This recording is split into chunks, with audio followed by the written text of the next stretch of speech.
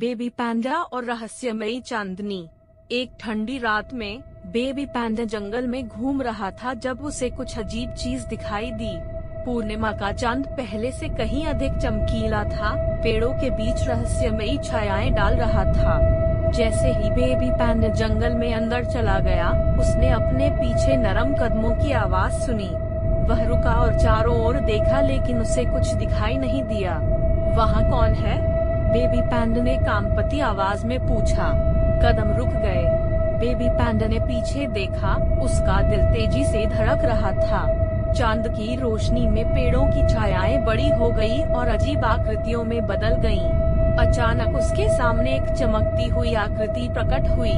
वह चमकती आंखों वाली एक लंबी, छायादार आकृति थी और हवा में तैरती हुई प्रतीत हो रही थी।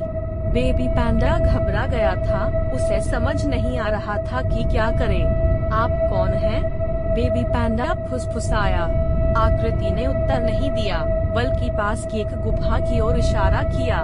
बेबी पैंडा ने अपने डर के बावजूद गहरी सांस ली और फैसला किया कि वह उसका पीछा करेगा।